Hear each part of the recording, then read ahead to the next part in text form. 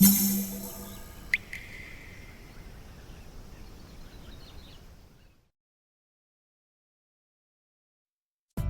うも、底辺アクアリスト黄昏です。皆さん、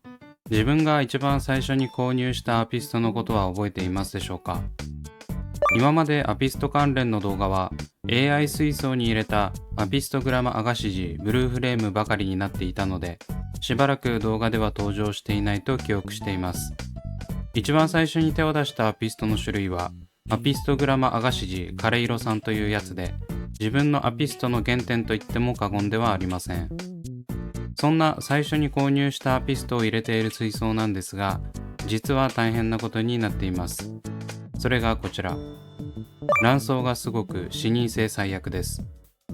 実はこれ、以前に卵巣がほとんどなくなるレベルで掃除をしたんですが、すぐに新しい卵巣が生まれ、ここまではびこることになってしまいました。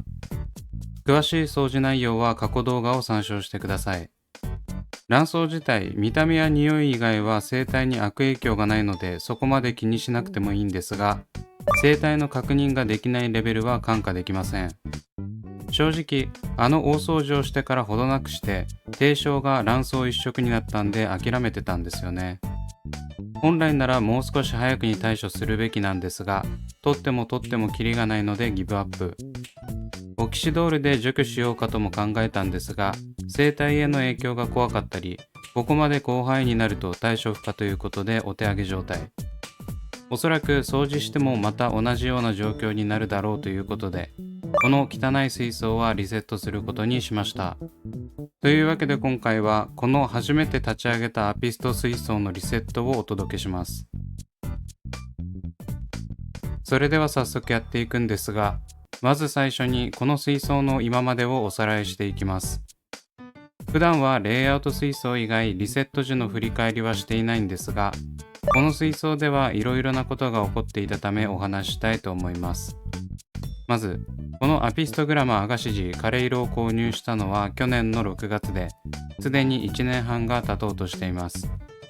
実は去年の初旬からアピスト飼育をしたいと目論んでおり、ようやく見つけたペアだったんですよね。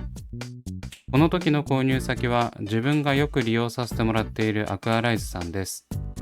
自分がアピストを飼育したいと相談した時に快く相談に乗ってくれて、お目当ての枯れ色が入荷したことを教えていただいた優しいお店です。概要欄にアクアライズのネットショップのリンクと解説動画を貼っておきますので、よかったら見てみてください。そんなアクアライズで購入した枯れ色のペアなんですが、繁殖を今かと待ち続けている最中、オスが落ちてしまい繁殖が不可能な状態に。失意のどん底に落ちたまま、またアクアライズさんに助けを求め、ご好意でオスだけ販売してもらえることになりました。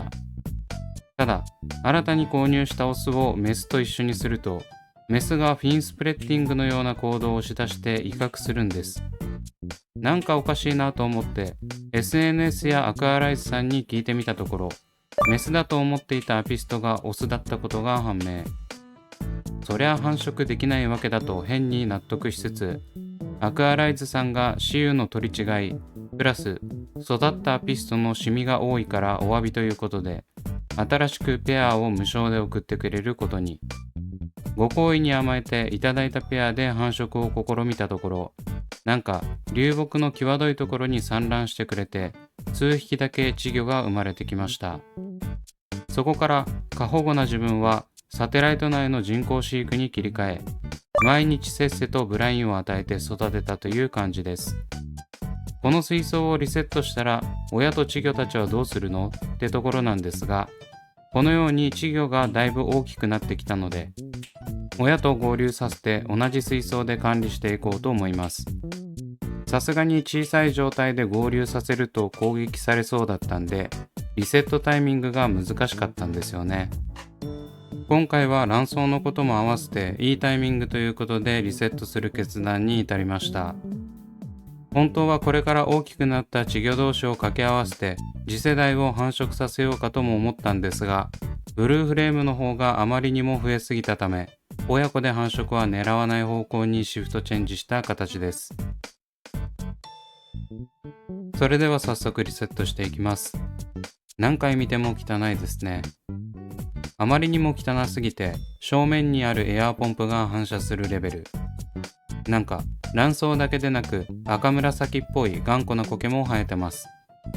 基本的にアピストの繁殖がうまくいっている方の水槽を見ると結構苔が生えてることが多いんで、生態メイン水槽だと苔ってそこまで悪くないと思ってるんですが、限度がありますよね。生態に影響がないと言っても干渉ができないと飼育している意味が半減する気がします。今まで卵巣にはあまり悩まされたことがなかったんですが、一度卵巣が出る環境が整ってしまうと根本的な環境改善をしない限りはいたちごっこだということが身に染みて分かりました。結構水流は行き届くように気をつけているつもりだったんですが、やはりスポンジフィルターのみだと限界があるようです。スポンジフィルターを取り外す際もどこからか剥がれ落ちた卵巣が水槽内に舞っています。というかスポンジフィルターの表面にも卵巣が出ていますね。ちなみに観察して分かったんですが、卵巣は光が届くところにしか出てきません。それはもうくっきりはっきりと境界が分かるくらいに出てるところと出てないところが分かれます。卵巣はシアノバクテリアという細菌の一種のようですが、繁殖するには光が必要なようです。通常の苔の場合は何かの影になっている場所でもひっそりついているんですけど、卵巣は光の有無で顕著に違いが現れますね。こういう違いを感じるのは面白いですが、見た目の不快さと臭さは尋常じゃないので、卵巣はやはり嫌いです。というわけで、オブジェやフィルターなど水槽内にあるすべてのものを撤去したら、あとは水を抜くだけです。ちなみに生態はすべて避難済みです。レイアウト水槽をリセットする場合は園芸用ホースを使用して低床ごと吸い取るんですが、今回はソイルが薄敷きだということもあり、洗う時に捨てる方式にします。普通の水槽と違ってサイフォンを使う時に口の中に卵巣水が入ったら最悪ですからね。もしかしたら健康被害が出るかもと思わせるくらいの臭さです。ちなみに先ほどの映像でスポンジフィルターを撤去するときにピンセットを使ってたと思うんですが、あれは撮影中に手が映らないためとかではなく、単純に卵巣に少しでも触れると手がしばらく臭くなるから触りたくなかっただけです。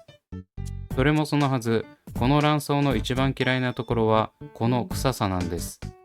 一度嗅いだことがある方なら分かってくれると思うんですけど、とても不快な匂いなんですよね。これさえなければまだ可愛かったんですが、臭いし汚いしで本当にうざいです。なので極力手では触れないようにプロホースなどを使って間接的に掃除してるわけです。最終的には丸洗いの時に触る羽目になるんですけど、水槽下段に置いているためサイフォンが働きにくく、手動で頑張ってある程度のところまで水を抜きました。抜いた水はこんな感じで卵巣が漂ってます。これを下水に流すのは気が引けるので、自分はシンクの排水ネットでキャッチして燃えるゴミとして捨てるようにしてます。基本的に水槽のリセットをする場合は水草などの破片が出ることもあるので、下水に流さないように注意してくださいね。あとは水が抜けて軽くなった水槽を持ち上げて丸洗いすれば終了です。この時は隣の水槽にぶつけて割らないように慎重に出していきます。撮影しながらだとふとしたミスをしやすいのでマジで気をつけるようにしてるんですが、水の入ったガラス製品を扱うときはなおさらですね。丸洗いの映像も撮影しようかと思ったんですが、さすがに卵巣まみれの水槽を撮影しながら清掃するのは無理だったので割愛。ちなみに今回この水槽に入っていたアピストたちはだいぶ前に紹介したっきり動画に出ていない水草ストック水槽に引っ越してもらってます。こうやって見るとだいぶ大きくなりましたよね。正直このサイズになっても自分にはオスなのかメスなのかわからないんですが、2匹くらい大きめのやつがいます。顔にラメが結構乗ってるのでオスかなとも思ったりするんですが、もしかしたら5匹全員メスかもしれません。これ以上繁殖を狙う予定はないのでいいんですが、できれば綺麗なオスが見たいので1匹くらいオスだったらいいなとか思ってます。母親であるメスはこんな感じで、一度産卵をしてからはずっとこのように黄色っぽいんですよね。特に子育てをしているわけでもなかったので不思議なんですが、黄色いメスは本当に黄色いです。今はどちらかといえば下の水草の色につられてオレンジに近いかも。というわけで、自分がアピストを飼育し始めて立ち上げた30センチハイタイプ水槽はこんな感じでリセットとなりました。他のアピスト水槽もそうなんですが、普段レイアウト水槽ではあまり発生しない卵巣がよく出てきて困ります。一度出ると手作業で一掃してもまた出てくるんで、オキシドールなどに頼るしかないんでしょうかね。正直アピストは種類にもよりますが、水質に敏感なところもあると思うんで、あまり薬剤は使用したくないです。できれば安全な方法で卵巣を取り除ければいいんですけど、なかなかうまくいかないのが現状。ちなみに、とりあえずリセットしたものの、次にこのスペースに置く水槽をどうするかは全く考えていません。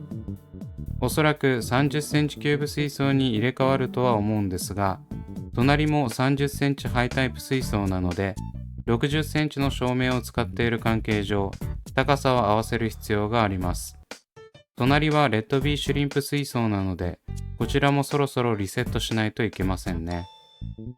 今回の水槽は初めてアピストを飼育するために立ち上げましたが、なんだかんだ1年くらい持ちました。レイアウト水槽ではないので寿命もクソもないんですが、割と頑張った方なのではないでしょうか。この水槽があったおかげで、現在アピストの繁殖を大成功させることができたので、自分的にはいい経験になりました。今後も基本はレイアウト水槽をメインで管理していくと思いますが、こうやって繁殖まで楽しめる生態の場合は、こんな感じのベアタンクに近い水槽で管理するかもしれません。今はアピストのブルーフレームが大量にいるので、30センチキューブ水槽2台はしばらく生態メイン水槽でやっていきます。そちらの方も結構進展があったので、また動画にしようと思ってます。近況も報告していくので、ぜひチャンネル登録してお待ちください。というわけで今回はここまで。Twitter と Instagram もやっておりますので、そちらも見ていただけると嬉しいです。それではご視聴ありがとうございました。